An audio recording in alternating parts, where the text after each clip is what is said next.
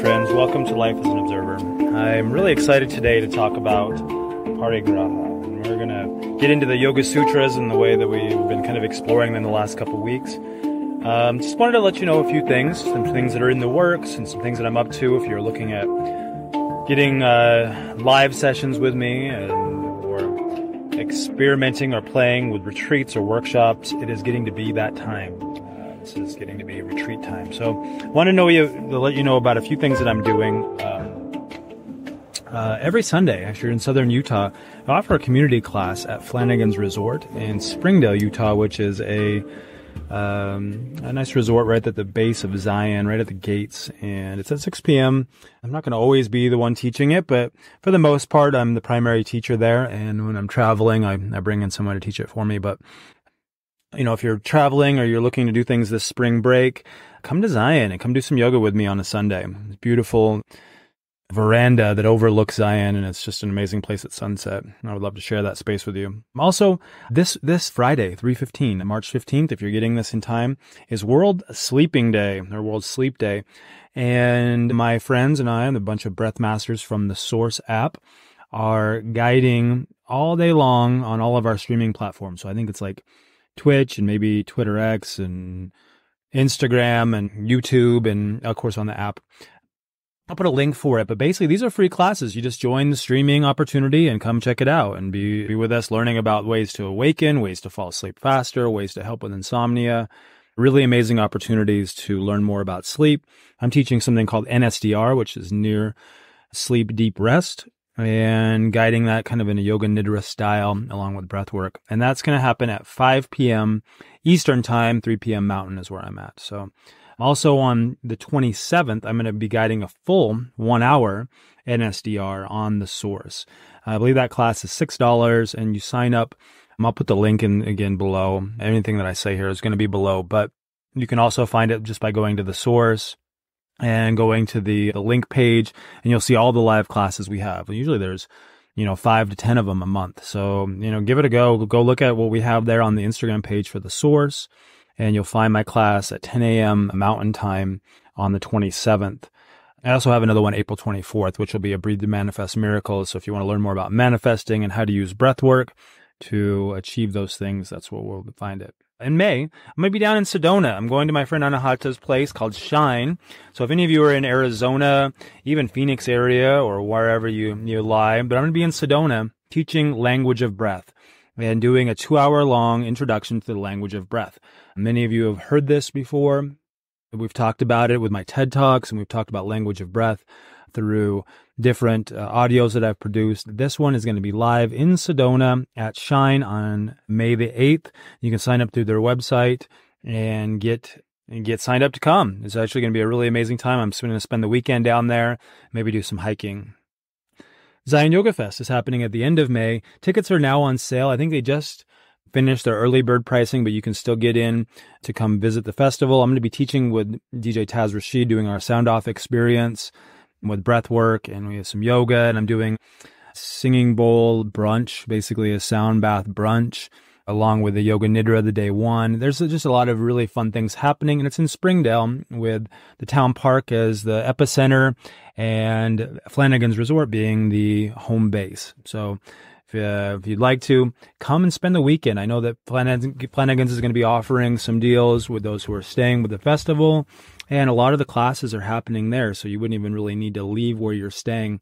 Imagine going to a yoga retreat, but yet you get to kind of choose where it is, what classes you do. Just by being at Zion, you can pick and choose which classes you want, and without the cost of a high cost of a yoga retreat somewhere, you can come simply. I think tickets are, very, very reasonable, and pricing for Flanagan's is reasonable, and you can have yourself a yoga retreat May 30th, and I believe we're going to basically be there for 3 days. So you have a 3-day yoga retreat in the heart of Zion. Another festival that's coming up is called Yin on Fire. That's not till September, but get thinking. I know that there's some early bird ticket pricings going out, some major artists performing there. I'll be doing some stuff there with breath work, with yoga, and I can't unveil everything right now that's happening because it's still in the works, being produced, and also we want to kind of announce it formally, but some big name artists performing. And this is going to be really a premier wellness event here in Southern Utah. I would love to see you to come to that, called Yin on Fire. You can find them at yinonfire.com, and I'll leave the notes, the address there, along with some discount codes. Same thing with Zion Yoga Fest. If you want to go to that, I have a discount code. It's just Ryan Bean Yoga, and I'll have one. I believe I have one for Yin on Fire. I just don't recall what it is right now, but I'll write it in the show notes. It might just be my name. If you're looking to book it and you didn't find that, just send me a message through my social links, and I'll give you the link and the discount code. In addition, this month on the 24th of this month, I'll be doing Ice Church. And Ice Church is deliberate cold exposure, kind of utilizing language of breath. With breath work, we also do some heat therapy. We do some deliberate cold exposure and ice bathing, red light therapy, breath work. It's just a full morning from 9 to 11 here in Southern Utah. Breath work and deliberate cold exposure. We're calling it Ice Church because it's on a Sunday, and really find it's a way to really connect to that unconscious being, our universe, our guide, through this beautiful practice. Many more announcements, I'm sure, but I'm going to leave them be. Other than, by the way, just because it's my podcast and my business here, I want to give a little shameless plug here for Santosha Stone. We're doing our first vendor show this month on the 23rd at the Shivwitz Reservation Convenience Store. And it's our first one. We're going to be selling the coasters there. So if you're in Southern Utah and you want to come see what we're doing, maybe get your hands on some of these cool sandstone artisan coasters. We do sell them at Gypsy Emporium and Hurricane, and we also have them at Sunrock Yoga, but you'll have an opportunity with all of our latest creations. We've been stocking up, and we're taking them to the show on the 23rd, and we'd love to see you there. So enough with the announcements. Let's get to today's episode, discussing another Yoga Sutra from Patanjali.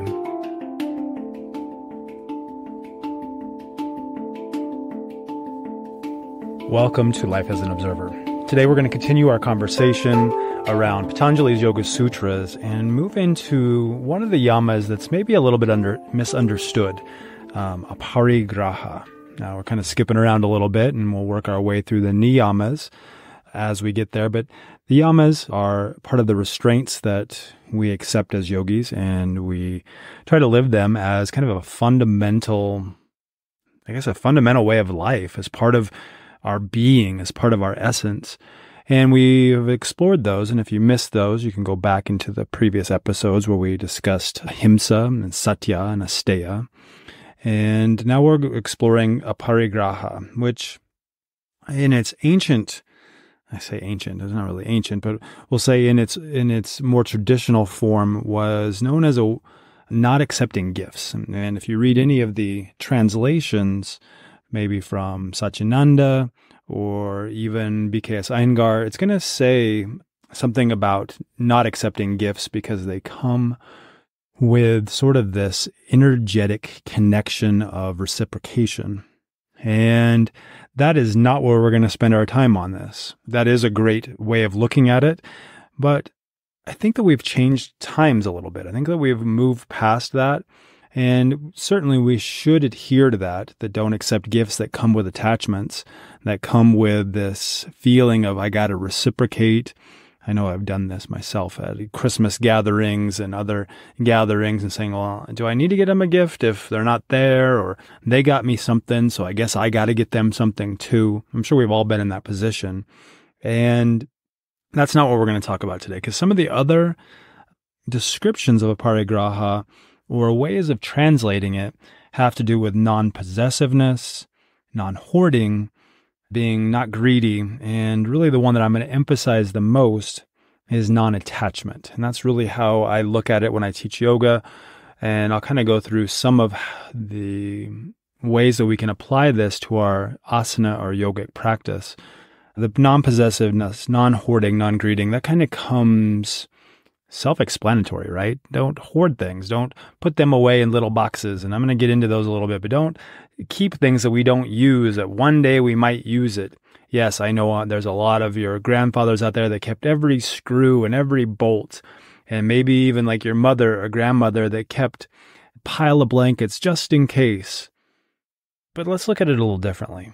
The just in case is great, but it's almost like we're preparing for emergency. We're expecting the worst, right?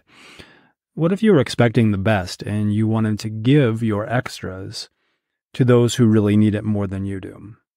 I'm going to kind of start with a quote that maybe will lead us. And this comes from a book called The Yamas and Niyamas by Deborah Adele. Really enjoyed this book. And she talks about Aparigraha invites us to let go and pack lightly for our journey through life, all while caring deeply and enjoying fully. Now, pack lightly. I'm going to get into that too. But this, if we really think about the sadhus and the wandering sages of India, they put on the color orange. You know, they wear just that one thing, or maybe they have a couple outfits, but they're all the same thing. They spend most of their time in wandering the forests or the jungles and away from any temptation that might be interesting them, to maybe pack more things or to have more stuff. They live very minimally. And this is something that I've really felt very inclined to doing. That's why I decided a couple of years ago to take on van lifing. So those of you who don't know, I've been van lifing for over 2 years now. And this not only inspires you to pack lightly, but you have to. You have to have only the things that you need. And I've actually failed at that a few times. If you look at my closet, I'm like, why do I have all these things? And I keep getting rid of more and more and more. But this is a really liberating experience, friends, to say, what do I actually need? Yeah, I like that shirt. Yeah, I like those shoes. But do I need them to feel whole? Do I need to put energy into maintaining them and keeping them up? And most of the things in my van have more than one purpose. There's several purposes, actually, maybe even 3 purposes. So Aparigraha invites us to let go and pack lightly for whatever journey that we're on. This could be just simply being in your home, and how many, lawnmowers do you need? How many, different tools do you really need? When we're really thinking an abundance mindset, we don't hold things too tightly as though they are scarce. Yes, it is nice to have a screw or a nut or a bolt, but if there's no organization to them, then really they're just as unuseful as if they were back at a store. So why not let those things go rather than them tidy up shelf space, drawer space, all the spaces that we just hang on to. Now, where I'm catching myself is I'm a crystal collector. I'm a rock hound. I like to pick up rocks, tumble them, and I catch myself all the time saying, "Ooh, I can't wait to cut this. It's going to be really nice when it's cut and polished." And yet, I have a lot of rocks that are uncut. I've been spending most of my time working on my side business, and I'll give this a little pitch here for Santosha Stone, which is my coaster company. So we have sandstone coasters, and yes, we pick up all the discarded cores that were left by an old mining company, and we reuse those, cutting them and polishing and then shipping them to you.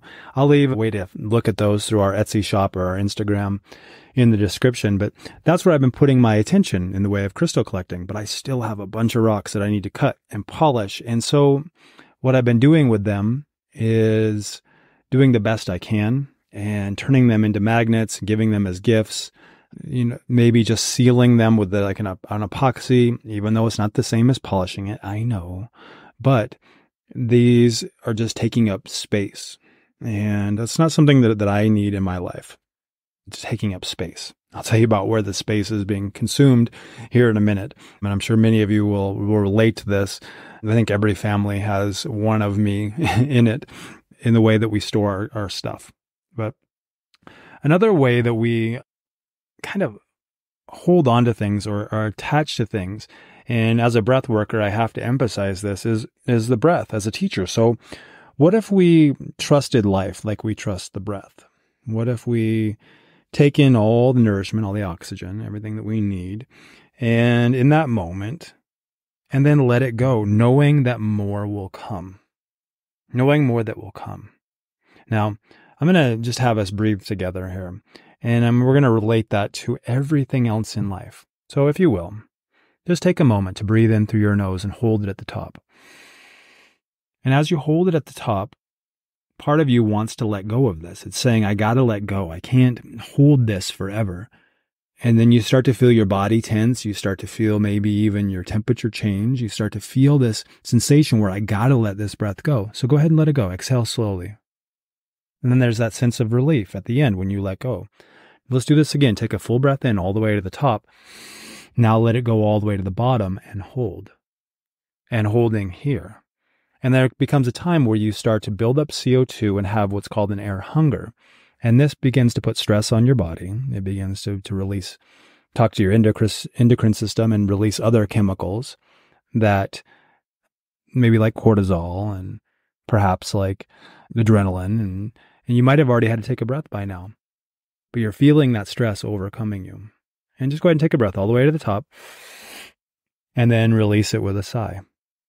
Breathing in now for a count of 4, 3, 2, 1. Hold. 4, 3, 2, 1. Exhale. 4, 3, 2, 1. Hold. 4, 3, 2, 1. Breathing into your box. 4 counts in. Holding at the top. Exhaling fully. Holding at the bottom. 4, 3, 2, 1. You can go back to your normal breath. So just like the breath, it gives us nourishment, and so does life in many forms.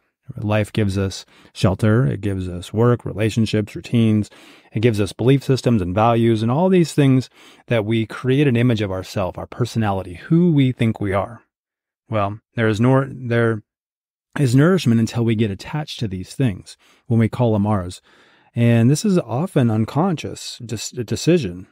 We begin to have these expectations and opinions and criticisms, disappointments, all because we forget to trust that more is on the way.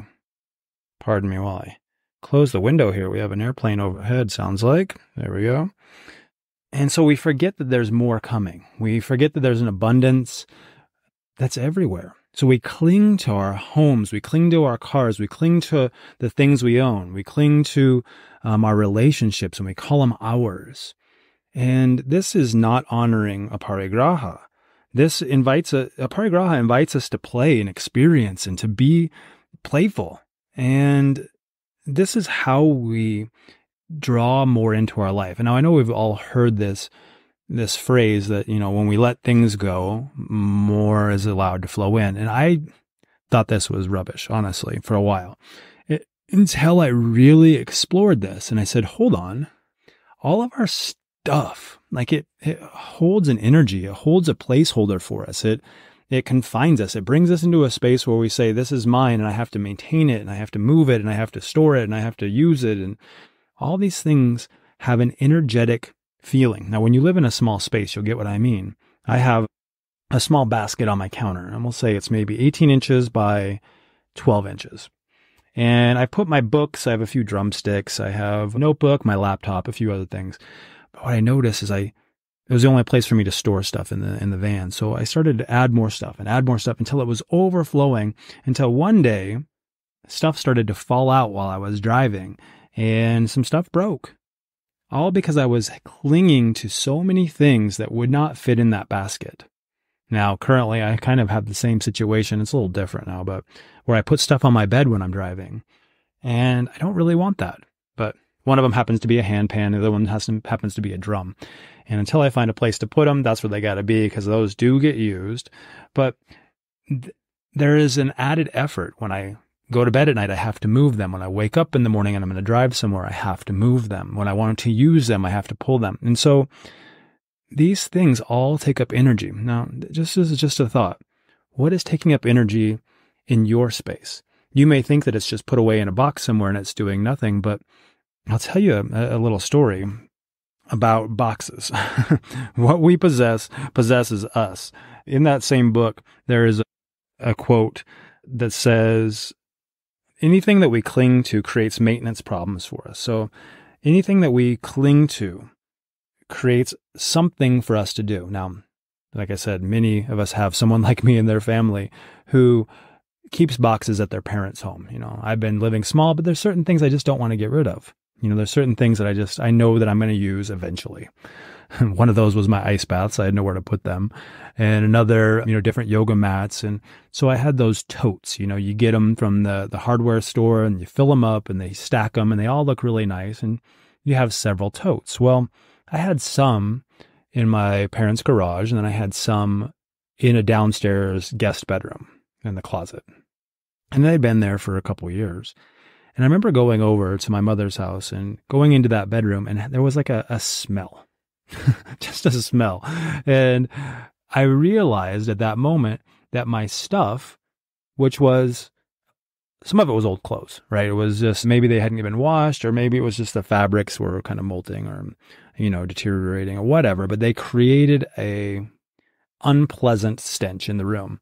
And because there was an unpleasant stench in the room, I needed to take action. Well, these are things I haven't worn in years. So obviously I didn't need them. I didn't need them to be around. I didn't need to keep them. They were just simply nostalgia or memory.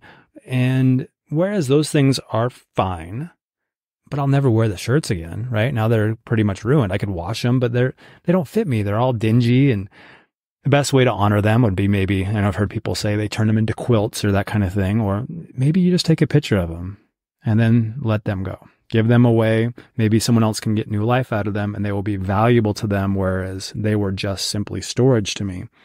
I know that my brothers, they have totes at my parents' house, and you probably do too.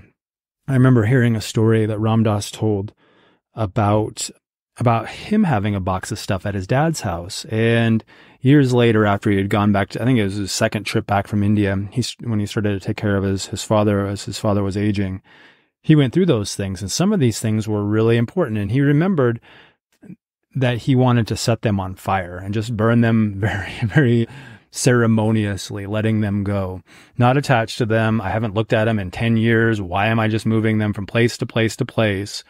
Because they have some sort of value. But that's in the mind, okay?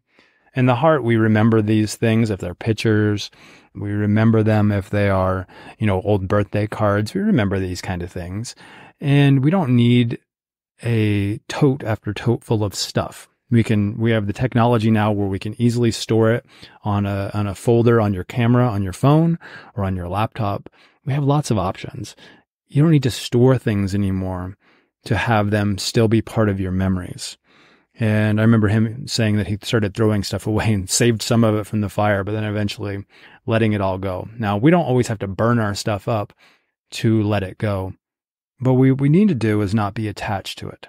We just not be attached to it like, this is what makes me me, this is what makes me tick.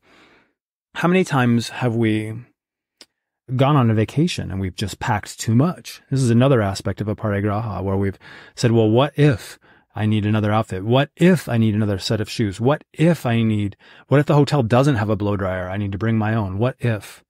And we're attached to this, that we need to be the same as we are when we're at home in our comforts. When you live minimally, you'll realize that the comforts just sort of sneak away and go away. I've actually been in the van and I've stayed in Airbnbs and, because we were traveling, and went back into my van several times to get things that I needed, that I was going to use, and if I didn't have it there, I would have been just fine.